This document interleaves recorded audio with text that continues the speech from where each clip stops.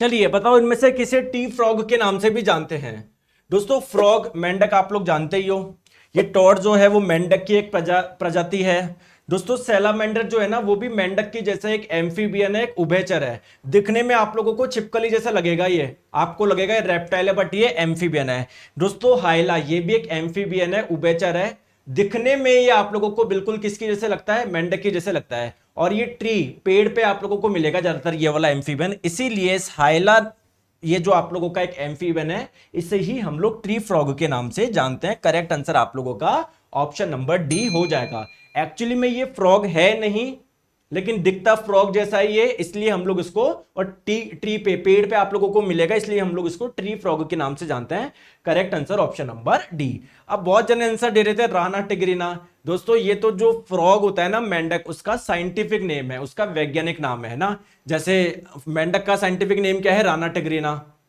Peacock का क्या है, पावा क्रिस्टेटस। सर कैसे याद रखे इसको, तो सिंपल याद रखो मेंढक ग्रीन टी पीता है। यहां पर फोटो लगा दी, फोटो से याद रखता है, देखो मेंढक ग्रीन टी पी रहा है, ठीक है। तो ग्रीन टी ऐसे कुछ करके आ रहा है ना इसमें, इससे याद हो जाएगा आप लोगों को। पिकॉक का होता है साइंटिफिक नेम पावा क्रिस्टेटस। तो सिंपल याद रखो जो पिकॉक है, जो मोर पाव खाता है, फोटो लगा दी मैंने, याद रहेगा। तो उसमें नाम में कुछ पाव पाव करके कुछ आएगा।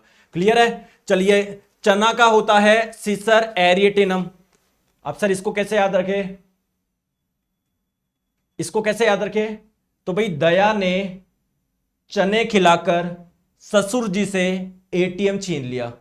तो चने में कुछ एटीएम करके कुछ आएगा, ससुर ससुर एटीएम करके कुछ आएगा, ठीक है।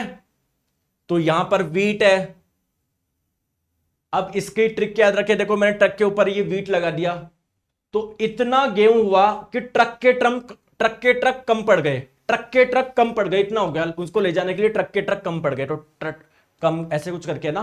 तो ये चार इंपॉर्टेंट है, इसलिए मैंने इसको आप लोगों को बता दिया, पूछा जा सकता है ये।